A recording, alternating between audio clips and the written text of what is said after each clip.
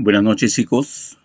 Estamos aquí para hacer este video a propósito del último examen de San Marcos que se ha tomado justamente el día de hoy, 8 de marzo, perdón, 9 de marzo. El área es para las áreas D y E. Y aquí vamos a comentar las respuestas que ameritan justamente estas preguntas, ¿no? Espero que en el caso de todos les haya sido muy positivo el resultado, ¿no? Y que ahora estén festejando un primer triunfo, ¿no? Bien. La primera pregunta, que está con el número 89, dice así: un cuerpo se mueve con un movimiento armónico simple y se encuentra en el punto más alejado de su posición de equilibrio. Ya, empezamos por ahí, ¿ya? Entonces, lo primero que vamos a hacer es señalar de que se encuentra en la posición más alejada, ¿no? ¿Esto qué cosa quiere decir? Que se encuentra justamente en el extremo izquierdo, ¿no? Está en el extremo izquierdo o está en el extremo derecho. En uno de esos dos puntos se encuentra, ¿ya? En ese contexto, dice, indique el valor de la verdad o falsedad de las siguientes afirmaciones. Y las afirmaciones pasan a ser las siguientes. La primera habla de la energía cinética y dice que es máxima. La segunda habla de la energía mecánica y la tercera habla de la energía potencial, ¿no? Luego la vamos a evaluar. Lo primero que vamos a hacer es recordar qué cosa significa cada una de ellas, ¿no? Primero, empezamos por la descripción gráfica, la descripción cinemática, ¿no? En el movimiento armónico simple hay una posición central que es justamente la posición que vamos a llamar posición de equilibrio y dos posiciones extremas, ¿no? Una al extremo izquierdo y la otra al extremo derecho, ¿no? Entre la posición central y la posición extrema, cualquiera sea, hay una distancia que justamente se le llama amplitud, ¿ya? Entonces, si le vamos a poner acá una letra A mayúscula, está representando justamente esa distancia, ¿no? O ese alejamiento. Lo mismo podríamos observar o señalar respecto del otro lado, ¿no? ¿Qué cosa es A? A representa la amplitud, ¿ya? Listo. Ahora, entonces en este caso el móvil empieza en el extremo izquierdo, se va hacia el centro, del centro pasa a la posición extrema derecha, ¿no? Luego regresa sobre el centro y finalmente concluye su movimiento o un ciclo justamente en la posición de partida, ¿no? La posición inicial. Entonces, sobre este quehacer es que justamente nosotros vamos a encontrar algunas variables cinemáticas, ¿no? Como por ejemplo la velocidad y la aceleración, ¿no? Que justamente vamos a empezar a describir, ¿no? Por ejemplo, aquí no tiene velocidad, o sea, en el extremo, lo primero que tenemos que es empezar por señalar es de que no hay velocidad, ¿no? Pero cuando llega al centro, esa velocidad se hace máxima, ¿ya? Y nuevamente cuando llega al otro extremo, otra vez se detiene, ¿no? Cuando retorna hacia el centro, nuevamente al pasar por la posición de equilibrio lo hace con una velocidad máxima y cuando llega al otro extremo vuelve a detenerse, ¿no? Esa es la característica de este movimiento llamado movimiento armónico simple, que es un movimiento rectilíneo porque se desarrolla sobre una trayectoria recta, es periódico. ¿Por qué? Porque para hacer todo esto, ¿no? Desde la posición inicial hasta que retorna a la posición inicial, utiliza un tiempo que se llama periodo, ¿no? Por de ahí el movimiento recibe la denominación de movimiento periódico. También es oscilatorio, ¿por qué? Porque va a un lado, en ese lado, el caso izquierdo, y luego se pasa al lado derecho y regresa al lado izquierdo y al lado derecho, y, o sea, es un movimiento de va y ven, ¿no es cierto? Por eso hablaremos también de la frecuencia del movimiento oscilatorio, ¿no? Y por último, una tercera característica es que sus ecuaciones van a ser expresadas en función de senos y cosenos, de ahí justamente la denominación de armónico, ¿no? Bien, entonces ya tenemos ahí hecha la introducción, o sea, las primeras pautas, ¿no? Para irnos empapando justamente de estos términos y luego de esas variables cinemáticas, dejando de lado las expresiones matemáticas que se utilizan para determinar la velocidad máxima o la velocidad en cualquier punto o la aceleración, nosotros vamos a ir directamente a ver a evaluar las energías, porque ese es el tema central justamente de esta pregunta, ¿no? Entonces nosotros vamos a decir, recordando el tema de energía, vamos a decir que el movimiento armónico simple o el oscilador armónico tiene dos energías, ¿no? Y a la suma justamente de esas energías le vamos a llamar energía mecánica o energía total, ¿no es cierto? Que vendría a ser la suma de la energía potencial elástica del resorte más la energía cinética, ¿no? Y una primicia calientita que tenemos que dar es de que esa energía se va a mantener en todo momento constante, ¿ya? Y ese valor, o sea, la suma, mejor dicho, de esas dos energías en todo momento siempre será igual a la mitad de la constante del resorte multiplicado por la amplitud elevada al cuadrado. Esa es una característica fundamental de este sistema, ¿no? Entendiendo que en la superficie sobre la cual se desarrolla el movimiento, se está moviendo este bloque, es totalmente lisa, no hay fricción, por lo tanto las oscilaciones no se van a amortiguar, seguirán idénticas en todo momento, así en el transcurrir del tiempo, ¿no? Bien, entonces ya hemos empezado recordando que hay dos energías, una energía potencial elástica y una energía cinética. La energía cinética de repente es la más familiar de todas, ¿no? Decimos que la energía cinética depende básicamente de la velocidad, ¿no? Si hay velocidad, hay energía cinética. Por ejemplo, podríamos empezar diciendo que al inicio, o sea, en el extremo izquierdo, no hay velocidad, por lo tanto, no hay energía cinética. Aquí, en el otro extremo, tampoco hay energía cinética. Y esa energía cinética se ha hecho máxima en el centro, ¿no? Pero además de la energía cinética, también hay una energía que se llama energía potencial. Esta sería proporcional a la deformación, o mejor dicho, a la elongación. ¿Qué cosa viene a ser la elongación? Viene a ser la separación que existe entre la posición del móvil y la posición de equilibrio, ¿no? Por ejemplo, aquí la elongación ha alcanzado su valor máximo, ¿no? Pero si nosotros ubicamos al móvil de repente en esta posición, entonces la X sería solamente esto de acá, vale decir, la separación entre la posición de equilibrio y la posición del móvil, ¿ya? Eso viene a ser la elongación. Y de esa elongación X depende el valor de la energía potencial elástica. Por ejemplo, diremos que esa X, cuando el móvil pase por el centro, esa X será igual a 0, ¿ya? Y cuando está en la posición extrema, esa X tendrá el mismo valor que la amplitud, ¿no? O sea, para la posición extrema, la elongación será su valor máximo y será la amplitud, ¿no? Entonces, la energía potencial elástica está variando, ¿no? Y está variando ¿cómo? Está variando de esta forma, miren, ve, como una parábola, ¿no? Como depende la energía potencial elástica del cuadrado de X, entonces es que resulta una parábola. Esa línea que está de rojo, dice acá, representa a la energía potencial, ¿no? Y como la energía cinética también depende del cuadrado de la velocidad, también resulta una parábola, ¿no? Y justamente en este caso vendría a ser la otra parábola, la que está pintada de azul, ¿no?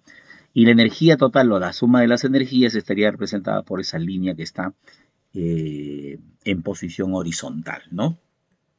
Bien, entonces vamos evaluando estas energías. Ya, por ejemplo, aquí en el cuadrito hemos anotado lo siguiente. En la posición de equilibrio, ¿qué cosa se está cumpliendo?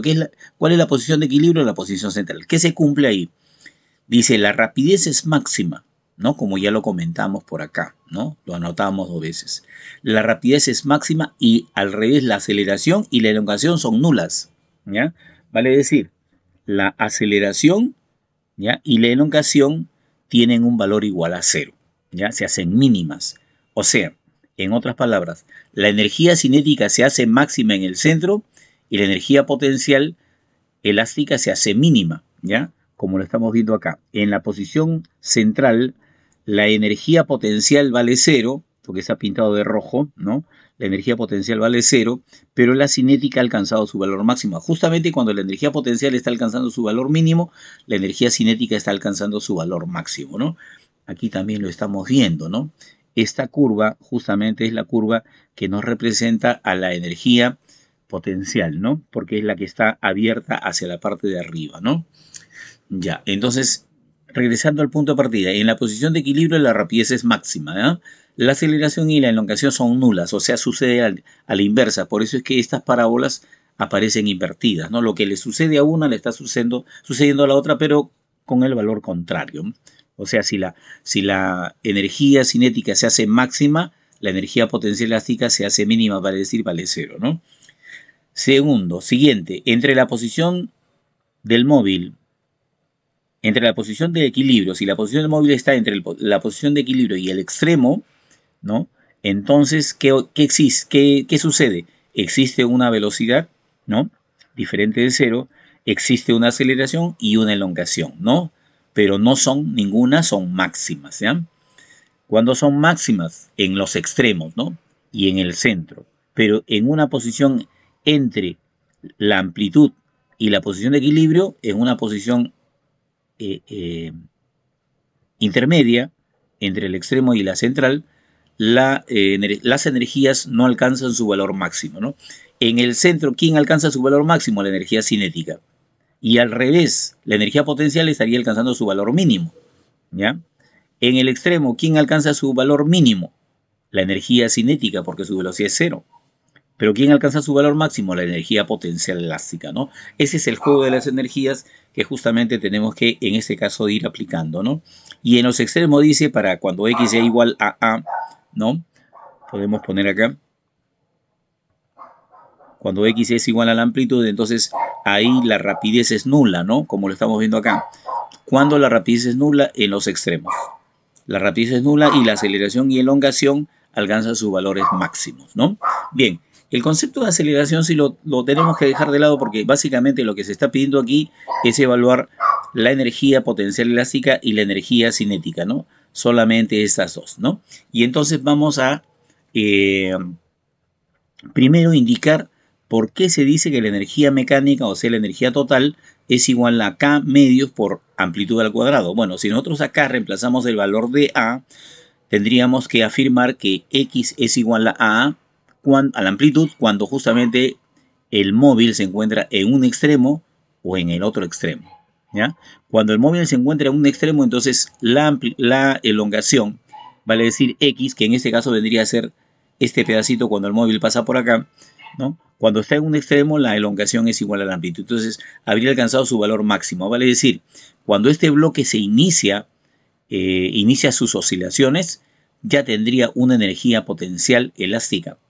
No tendría cinética, solamente potencial elástica. Y esa energía inicial que tendría sería justamente un medio de la constante de elasticidad por una amplitud al cuadrado, ¿no? Esa sería la energía total que en todo momento va a ser la misma. Por decir un número, nada más por decir un número. Si esa cantidad fuera 10 y en algún momento nosotros pudiésemos comprobar que la energía potencial elástica vale 2, entonces tendríamos que decir que la energía cinética en ese momento es igual a 8, ¿no? Vale decir, la suma de las dos siempre tiene que darme un valor constante que es justamente el valor de la energía mecánica del sistema, ¿no? Entonces, creo que ya podríamos atrevernos a revisar las proposiciones, ¿no? Dice, la energía cinética, a ver, primero vamos a señalar a qué se refiere. Se está refiriendo a la...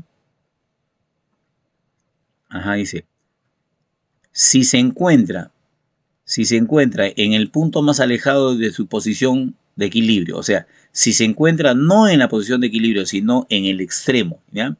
Entonces se refiere a esta ubicación y a esta otra, ¿ya? ¿Qué podemos afirmar respecto de eso? La energía cinética del cuerpo es máxima.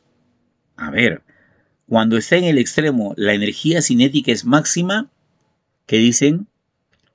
La respuesta sería no. Esto es falso. ¿Por qué razón es falso? Porque la energía cinética es mínima, ¿no?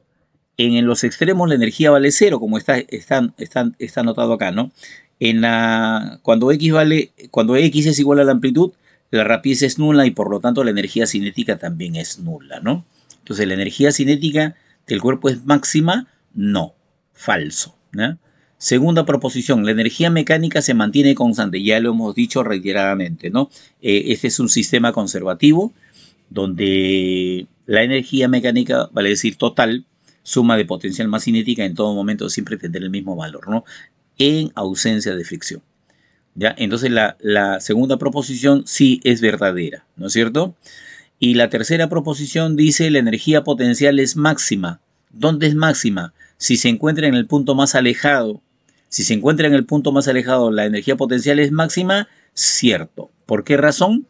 Porque en la posición más alejada, la energía cinética es cero. Eso quiere decir que la energía potencial estaría alcanzando su valor máximo, ¿no? Acá está justamente, dice, ¿no? Para la posición extrema, ¿qué se está cumpliendo? Que la energía potencial elástica es máxima, justamente como está aquí la tercera proposición. Por lo tanto, entonces ya nos animamos a decir que la clave sería falso, verdadero, verdadero, ¿no? O sea, la alternativa A vendría a ser la respuesta de este problema, ¿no? Bien, chicos, creo que esto amerita, obviamente, tomar este tema con un poquito más de interés y estudiarlo en forma detallada, desmenuzadamente, ¿no? Prolijamente. Yo sé que no es una tarea sencilla, pero para eso justamente estamos viniendo nosotros a ayudarlos con nuestra didáctica, con nuestra idea de hacerlo esto más entendible. Tenemos una gran experiencia trabajando con los postulantes a San Marcos. Tenemos más de 46 años y creo que conocemos al postulante San Marcos como si fuera nuestro propio hijo, ¿no? Bien, entonces pasaríamos inmediatamente a ver la siguiente pregunta, ya que sería la número 90, ¿no? Ahí está. La número 90, como ya lo dice el título, se refiere a las ondas mecánicas. Dice, una onda mecánica ingresa en un medio elástico. Claro, las ondas mecánicas tienen que darse solamente, hacerse posibles sobre un medio elástico, ¿no? Entonces, para empezar, lo primero que tenemos que señalar es que una onda mecánica, ¿qué es una onda mecánica? Una onda mecánica no es otra cosa que una perturbación, ¿ya? Perturbación. Por ejemplo, si dejamos caer una piedra sobre las aguas quietas de un estanque, entonces se va a producir una perturbación, ¿no? Ya. Y necesariamente esa perturbación se tiene que dar sobre un medio elástico, ¿no? O sea, a través de este medio es que se van a trasladar o sea, la perturbación se va a mover a través del medio, ¿no? Va a adquirir un movimiento, ¿no? Y eso se le llama onda mecánica. Ya, dice, esta onda transmite al medio energía y cantidad de movimiento. Sobre esta onda es posible observar que las partículas, esto vamos a subrayarlo, ¿eh?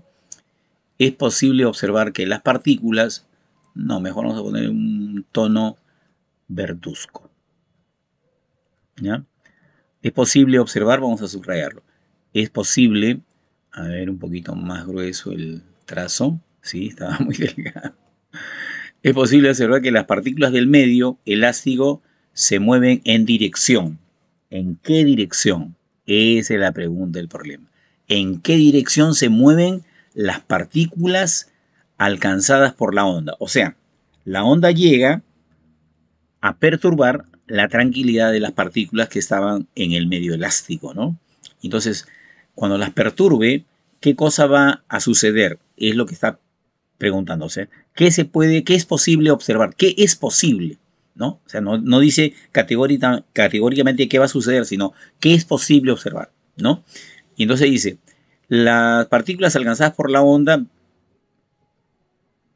es posible observar que las partículas del medio elástico se mueven en dirección, o sea, van a vibrar en dirección perpendicular a la dirección del movimiento de la onda. Segunda proposición, en forma paralela a la dirección del movimiento de la onda. Y tercera proposición, contraria a la dirección del movimiento de la onda, ¿no? De estas tres posibles observaciones o afirmaciones, ¿cuál o cuáles ocurren en la naturaleza? ¿Ya? Y entonces vamos a ir revisando un poquito esto de la teoría, ¿no? En primer lugar, tendríamos que hablar de estas ondas, ¿no? Las llamadas ondas transversales. ¿Por qué se le llama ondas transversales? ¿No? Una de las cosas que perturba justamente a los estudiantes es los nombres, ¿no? Transversales. Y entonces vamos aquí a subrayar esto, ¿eh? Sí, ahí creo que tenemos el resaltador. ¿Por qué se le llama transversales? ¿Ya? Trans. Bueno, por la siguiente razón, ¿ya? Porque cuando la onda pasa, ¿ya? La onda está pasando, digamos que por las aguas tranquilas de un estanque, ¿no? Los corpúsculos del medio elástico van a empezar a vibrar en sentido transversal. Por eso justamente el término que antecede, ¿no? Transversal. O sea, quiere decir que las partículas alcanzadas por la onda van a empezar a vibrar en forma perpendicular al desplazamiento, ¿no? De esto podría ser un ejemplo las ondas que se forman en el mar, ¿no? O sea, las ondas marinas, ¿no? Aunque ya vamos a ver a continuación que las ondas marinas tienen una característica adicional, ¿no? Bien, esta sería, para empezar, una de las primeras ondas que podemos encontrar, pero no es la única, ¿no? Hay otra posibilidad, que las ondas puedan ser, se llama así, longitudinales. ¿Cómo son las ondas longitudinales? Bueno, como dice justamente aquí la leyenda, ¿no? Si las partículas alcanzadas, supongamos que aquí hay una partícula que es alcanzada por la onda. Esa partícula alcanzada de la onda, ¿qué cosa va a hacer? Vamos a llamarle A. ¿Qué cosa va a hacer? Va a empezar a vibrar en la dirección del desplazamiento, ¿no? Unas veces hacia adelante, o sea, coincidiendo con la dirección del movimiento de la onda, y otras veces hacia atrás. ¿Por qué, profesor? Imagínate que aquí tenemos una persona A y acá tenemos una persona B, ¿no? La campana empuja a la persona empuja a la otra. Esta segunda persona reacciona sobre la primera y entonces le va a propinar un movimiento también en sentido contrario. Vale decir, esta partícula o las partículas alcanzadas por la onda longitudinal van a tener la característica de que van a empezar a oscilar en la misma dirección del movimiento, pero como ya lo estamos viendo, algunas veces en la misma dirección del movimiento de la perturbación, ¿no? Porque la onda es la que está moviéndose, digamos, en este caso hacia la derecha, ¿no?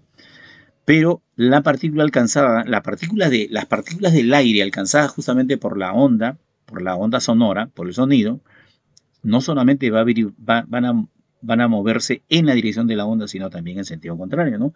Eso justificando justamente esta última proposición, ¿no? Dándole validez, ¿no? Ya, y acá viene justamente también un refuerzo, ¿no? Este es el caso de las ondas marinas, ¿no? Las ondas marinas tienen esta particularidad, ¿no? De que van a desarrollar las partículas alcanzadas justamente por la onda, van a desarrollar un movimiento rotatorio, ¿no? Y entonces algunas veces estarán viajando en la dirección del movimiento y otras veces en contra, ¿no? Y entonces eso es lo que está justificando esta tercera proposición, porque la primera creo que es fácil de colegir, ¿no? De deducir que es posible que vibren en dirección perpendicular a la dirección del movimiento, como es el caso de una cuerda tensa que empezamos a hacer vibrar, ¿no? Y es el caso también de las ondas sonoras, ¿no? Que vibran en la misma dirección del movimiento, ¿no? ¿Quiénes vibran? Las partículas de aire alcanzadas por la onda, justamente, ¿no? La onda está así, ¿no? Pero obliga a la partícula a ir hacia la derecha, luego hacia la izquierda, ¿no? O sea, a vibrar en la misma dirección del movimiento. Por eso estas ondas se le llaman ondas longitudinales, ¿no? Y entonces eso nos estaría dando una pauta para decir cuál es la clave que debemos marcar en ese caso, ¿no? Sería verdadero, vale decir, la alternativa señalada con las letras D. Las tres serían posibles, ¿no? Porque acá dice, es posible, ¿no? Ojo con eso, ¿no? Es posible, sí es posible, ¿no? Si es posible que en algún momento las partículas alcanzadas por la onda, las partículas del medio elástico alcanzadas por la onda, estén moviéndose en dirección contraria al movimiento de la onda. Es posible, sí, es posible, ¿no? Entonces, la primera proposición se refería justamente a esta, ¿no? A esta figurita. La segunda proposición a esa otra, estamos hablando de la onda longitudinal, y en la tercera también podríamos relacionar a esta última, ¿no? Bien, entonces ahí tenemos la justificación de por qué se tenía que haber marcado la alternativa, dicha alternativa, ¿no? Bien, y llegamos al tema de la resistividad. ¿Qué cosa es la resistividad? ¿Y qué cosa es la resistencia? ¿Qué son? ¿Son cosas diferentes? ¿Son cosas contrarias? ¿Qué cosas son? Bueno, en primer lugar vamos a decir que la resistencia eléctrica no es otra cosa que la oposición, ¿ya? A ver, vamos a tratar de graficarlo, ¿ya? ¿Ya? No, ¿qué pasó? ¿Qué pasó? No, acá estamos. Estaba mal, estaba mal, estaba mal. Vamos a suponer que la corriente eléctrica está viajando en ese sentido o en esa dirección, ¿ya? La corriente. Hay una intensidad de corriente que viaja, digamos, hacia arriba, ¿no? Ya. ¿Cuál es la misión que cumple la resistencia eléctrica? La resistencia eléctrica cumple la misión de ser oposición, o sea, de oponerse al paso de la intensidad de la corriente, ¿ya? Por esa razón, ¿no? Ya yendo al campo de la aritmética, tendríamos que decir que la intensidad de la corriente y la resistencia eléctrica tendría que ser magnitudes inversamente proporcionales. ¿Qué significa esto? Esto significa de que si nosotros multiplicamos la intensidad de la corriente por la resistencia, esto me tiene que dar una constante, ¿no? Y esa constante en este caso vendría a ser la diferencia de potencia, o sea, el voltaje, ¿no? Entre los extremos de esta resistencia, ¿no? O sea, estamos hablando de la ley de Ohm. Esto es justamente lo que nos expresa la ley de Ohm, ¿no? Pero parece que nos hemos salido por las ramas, ¿no? Porque de esto no habla el problema, ¿no? No habla de la resistencia, sino de la resistividad, ¿ya? Dice, un alambre conductor de última tecnología en la industria eléctrica tiene 10 metros de longitud. Vamos anotando eso que me están informando, ¿eh?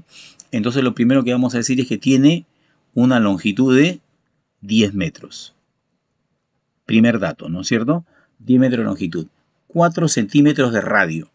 Ya, el radio es igual a 4 centímetros. De hecho, esto no nos sirve así como está, ¿no es cierto? Esta C que aparece acá no es otra cosa que una potencia de 10 a la menos 2, ¿no? Por lo tanto, esto sería 10 a la menos 2 metros. Vale decir, no podemos el radio en centímetros reemplazarlo en ninguna fórmula, ¿no? Ya, a continuación, ¿qué más nos dice? Y la resistencia eléctrica dice que vale, 4 miliohms, ¿no? Otra vez nos hemos chocado con un prefijo que representa a una potencia de 10, ¿no? Entonces, esto lo tendríamos que expresar así. 4 por 10 a la menos 3 ohms, ¿no? Listo. ¿Qué más? En estas circunstancias hay la resistividad. ¿Se dan cuenta? Aquí aparece la resistividad, ¿no? Y antes estaba anotándose la resistencia eléctrica. Entonces la pregunta es, ¿cuál es la relación que nosotros debemos en este caso usar para poder resolver el problema? Bueno, dice la experiencia, o sea, la teoría, dice que la resistencia eléctrica, mejor lo vamos a poner con rojo para que se vea, dice que la resistencia eléctrica es proporcional a la longitud del conductor. Dice también que esa resistencia eléctrica es inversamente proporcional al área de la sección transversal, ¿ya? Cuando nosotros hablamos de la sección transversal, por si acaso, eso está acá. Es esto de acá. Esa viene a ser el área de la sección transversal. Justamente aquí está señalado, ¿no? Entonces, bien, en conclusión entonces, ¿qué cosa debemos afirmar? En conclusión, debemos afirmar que la resistencia, por lo tanto, en conclusión, será proporcional a la longitud, pero inversamente proporcional al área de la sección transversal. Y ahora la pregunta es, ¿y eso que acabamos de anotar, qué cosa es? Entonces aquí nosotros tendríamos que decir que en este caso Rho está representando a la resistividad.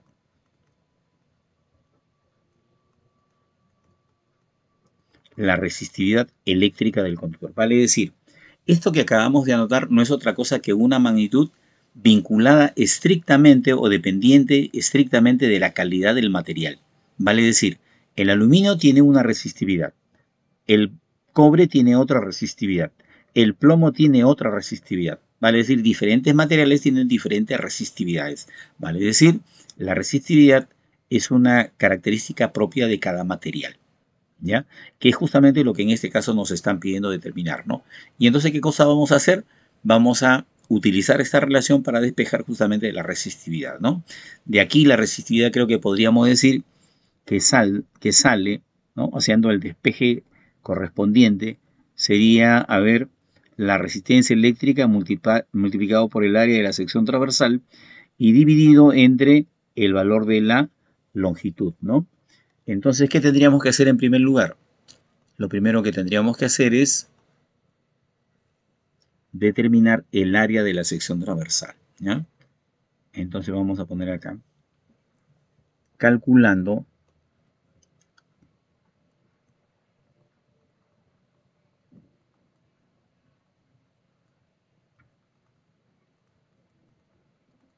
del área de la sección transversal, ¿ya? Ya, ¿y cómo lo vamos a determinar? Lo vamos a determinar obviamente diciendo que esto tendrá que ser igual a pi por el radio al cuadrado, ¿no? Aquí en el problema creo que nos está diciendo que tomemos como 3,1, ¿no es cierto? Ya, y el radio es 4 por 10 a la menos 2, ¿no? Y esto tendríamos que elevarlo al cuadrado. Entonces, ¿qué me está quedando? Me está quedando 3,1 que tendría que multiplicarse por 16, ¿no? Que es 4 al cuadrado.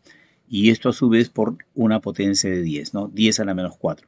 Y esto me estaría resultando en metros cuadrados, porque el radio está expresado ya en metros, ¿no es cierto? Ya ahí le vamos a hacer, le vamos a aplicar la calculadora a ver cuánto sería eso. 3,1 por 16. ¿Ya? Eso nos está dando 49,6. 49,6 por 10 a la menos 4, ¿no? Y expresado en metros cuadrados. Una vez que hemos determinado el área, ya podríamos, ¿no? Ya tenemos el área, ya tenemos la resistencia que está en la parte superior, tenemos la longitud, entonces ya podríamos hacer uso de la relación final para poder determinar lo que el problema nos está pidiendo, ¿no? Entonces, a continuación, vamos a ejecutar el cálculo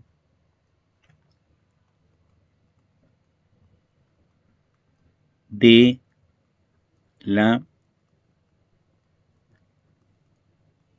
resistividad, ¿ya? Entonces sería, la resistividad será igual a ¿qué? Será igual a ver, vamos a reemplazar ya los valores que tenemos, ¿ya? En primer lugar tendríamos que poner la resistencia, ¿no es cierto? ¿Cuánto vale la resistencia? La resistencia vale 4 por 10 a la menos 3, ¿no es cierto? Ya, y eso va a multiplicarse por el área, ya lo tenemos también. 49,6 por 10 a la menos 4, ¿ya? Y en el denominador vamos a colocar la longitud que me dicen que es igual a 10 simplemente, ¿no? Y entonces de aquí ya estaríamos a punto de dar la respuesta del problema, Solamente tendríamos que hacer las operaciones ahí. O sea, sería 49.6 por 4. ¿Ya? Y esto nos está dando 198. Aproximadamente, ¿no? No sale exacto, exacto. 198, ya. 198 sería ¿por qué? Ya. Acá sería menos 3 menos 4. Menos 3 menos 4. Menos 1. ¿Ya? Entonces, ¿cuánto es eso? ¿Cuánto es eso? A ver, la respuesta está saliendo en micro, ¿no? Micro ohm, ¿ya? Entonces aquí debemos lograr eso, ¿ya? Entonces sería, a ver, eh, vamos a ponerlo acá, 198 por una potencia de 10. 10 a la menos, 10 a la menos 7 a la menos 8, ¿no es cierto? A la menos 8, ¿ya?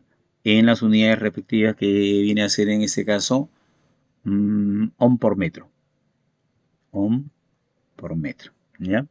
Y entonces ahí vamos a darle ya el acabado final. Entonces vamos a decir, entonces, la resistividad será, a ver, para que me quede 10 a la menos 6, tendríamos que pasar el 10 a la menos 2 al otro lado, ¿no? O sea, tendríamos que escribir esto así. 198 por 10 a la menos 2, ¿ya? Y todo eso por 10 a la menos 6, ¿ya?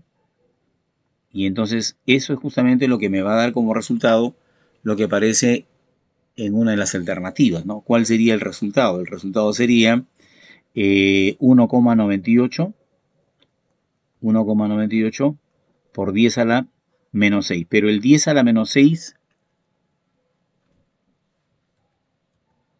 lo vamos a poner así, ¿ya? Y el resto como corresponde, ¿no? Por si acaso aquí le vamos a poner una flechita para que se puedan guiar, ¿ya? Ese 10 a la menos, perdón, acá está, perdón, ya. Ese 10 a la menos 6 es justamente el micro, ¿ya? O sea, la expresión de este 10 a menos 6 es justamente mediante un símbolo, se representa mediante un símbolo que es micro, ¿no? Y entonces aquí ya tendríamos ya la respuesta del problema, ¿no? Esta es la respuesta del problema. Y sería 1,98 la alternativa señalada con la letra C. Esa vendría a ser la respuesta del problema, ¿no? Entonces, aquí tenemos la resolución de ese problema número 91, ¿no? Que espero estarles ayudando, chicos, porque la verdad que en San Marcos, para los ciclos de San Marcos, les comento esto como parte de la experiencia. Yo veo que muchos profesores hacen uso y abuso de las fórmulas. Ya, yo entiendo que algunos o muchos profesores no son amigos del razonamiento, ¿no? Pero bueno, si no les gusta el razonamiento, ¿ya? Y prefieren aplicar fórmulas, por lo menos hagan una exposición clara de lo que significa cada fórmula, ¿no? O sea, del sentido, por ejemplo, que nosotros aquí hemos mencionado. Por ejemplo, entre las cosas que hemos mencionado, dice, la resistencia eléctrica es proporcional a la longitud. Quiere decir que mientras el conductor es más largo, más resistencia vamos a encontrar, ¿ya? Y al contrario, a la inversa, si el conductor es estrecho, delgadito, más resistencia. O sea, a menor área de la sección transversal, más resistencia. O sea, vale decir, a la corriente le va a resultar muy difícil pasar a través de un alambre delgadito. Ya va a ser más cómodo pasar a través de un alambre grueso, ¿no? Eso es justamente lo que nosotros tenemos que decir en relación justamente a este problema, ¿no? Ok, bien.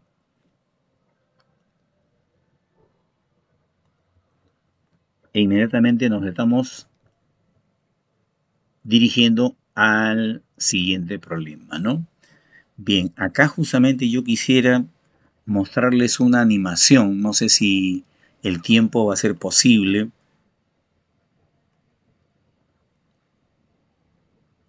Yo creo que sí se puede.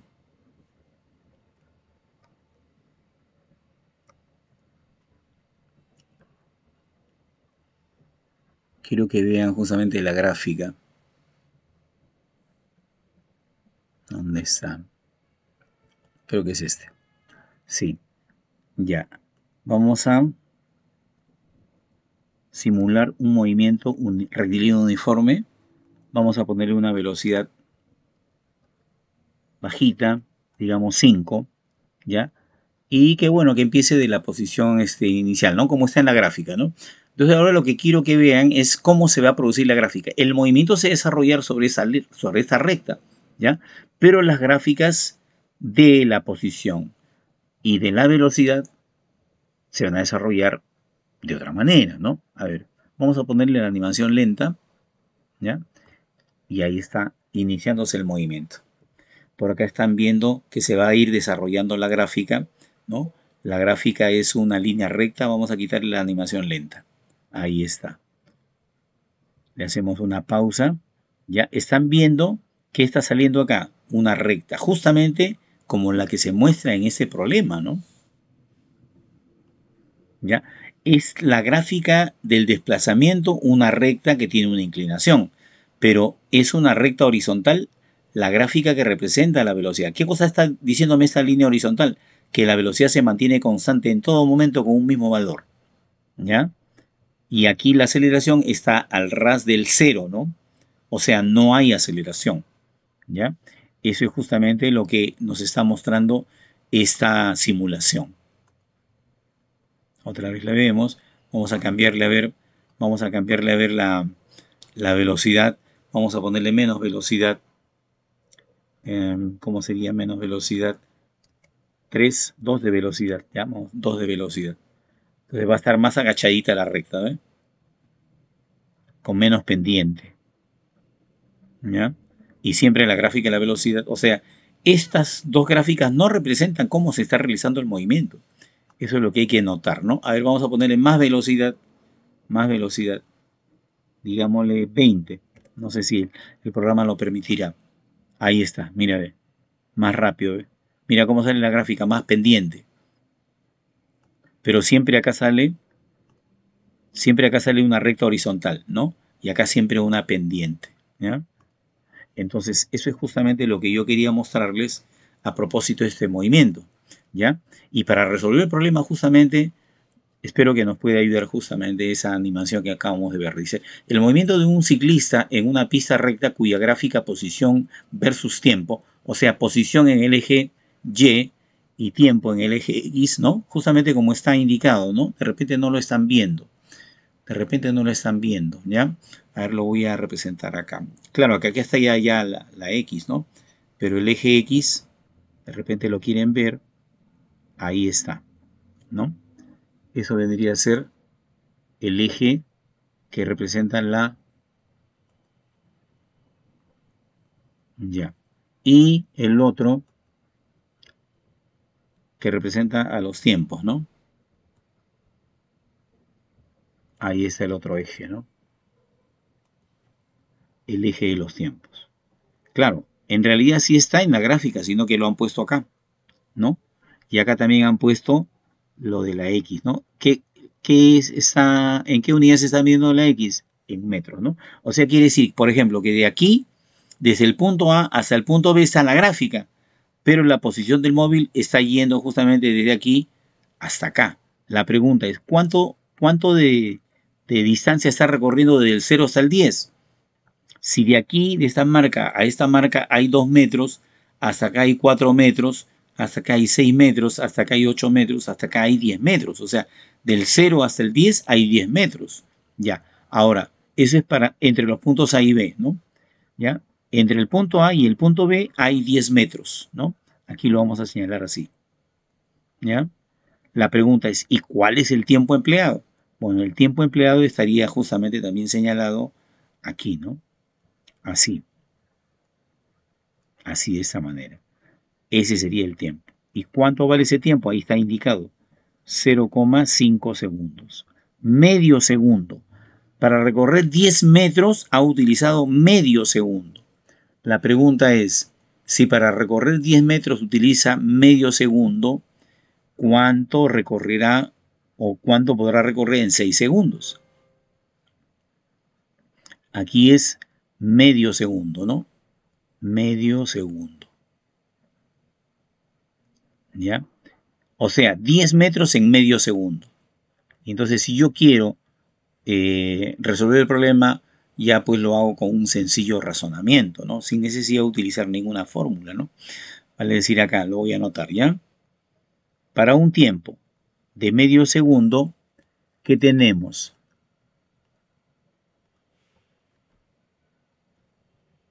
Tenemos un recorrido de ¿cuánto?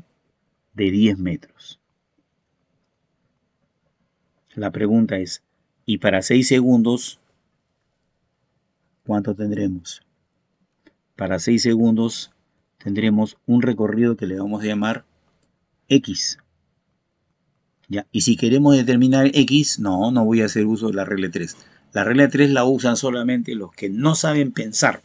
¿Ya? Yo voy a razonar de la siguiente manera. Como estas dos magnitudes son directamente proporcionales, ¿de qué magnitudes estamos hablando? Estamos hablando de la magnitud, por acá, tiempo, y por acá, de la magnitud distancia, ¿no? Entonces vamos a anotarlo, ¿ya? Magnitud tiempo y magnitud distancia. ¿Cómo son estas magnitudes? ¿Directa o inversamente proporcionales? Son directamente proporcionales, ¿ya? Entonces lo que le hago a una, le tengo que hacer a la otra. Por ejemplo, aquí nosotros tendríamos que multiplicar por 12. Un medio por 12, 6. Si aquí hemos multiplicado por 12, acá también tendremos que multiplicar por 12. Y entonces es así como, haciendo un sencillo razonamiento matemático, es que resulta que X tendría que ser igual a ¿cuánto? 10 por 12, 120 metros. Y esa vendría a ser la respuesta del problema, ¿ya? Que justamente la tenemos aquí, ¿no? En la alternativa A. Ya. Solamente para terminar, ya con esta presentación, con esta modesta presentación, voy a decir que hay otra manera, por supuesto, ¿no? Hay otra manera de procesar esta información. ¿Cuál es esa otra manera? Utilizando la fórmula. Porque lo que acabo de hacer es sin la fórmula, ¿no? A ver, déjame hacer la rayita nuevamente. ¿Ya? Entonces vamos a optar acá. ¿Ya? Otro método.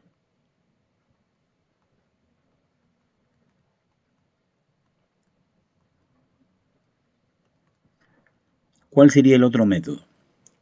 El otro método sería más complicado. Primero, la velocidad es igual a la tangente de alfa. ¿Ah? Ya. ¿Y la tangente de alfa qué sería? Sería el cateto opuesto, ¿ya? Que aquí en este triángulo rectángulo, el cateto opuesto es justamente esto de acá que está marcado justamente como 10. ¿Ya? Esto vale 10. Entonces el cateto opuesto sería 10. ¿Ya? Y el cateto adyacente, ¿cuánto vale? 0,5. Y entonces, ¿qué resulta? Resulta 20 metros por cada segundo, que sería la velocidad, ¿no? Luego, ya podríamos entonces determinar la distancia recorrida, ¿no es cierto? Sí, la distancia recorrida multiplicando la velocidad por el tiempo. Como yo sé que la velocidad es 20, habría que multiplicar por el tiempo, que es 6, y eso nos estaría dando 120 metros, ¿no? Que se llega al mismo resultado, pero utilizando las fórmulas de la física, ¿no? En cambio acá nosotros no hemos tenido necesidad de utilizar ningún concepto previo, solamente una simple relación. Si en medio segundo se recorre 10 metros, entonces para 6 segundos se estaría recorriendo 120 metros, ¿no? Así es. Bien, chicos, ha sido un gusto estar con ustedes. No se olviden de darle like a este video para poder seguir haciendo más presentaciones. Sí, ahí se acabó. Solamente que quería verificar ¿no? Y no se olviden también de seguirme en TikTok, porque estos mismos problemas en TikTok los vamos a mostrar con su resolución rápida, vale decir, en pocos segundos de tiempo. Bien, entonces nos quedamos hasta ahí y bueno, a triunfar. Nos vemos.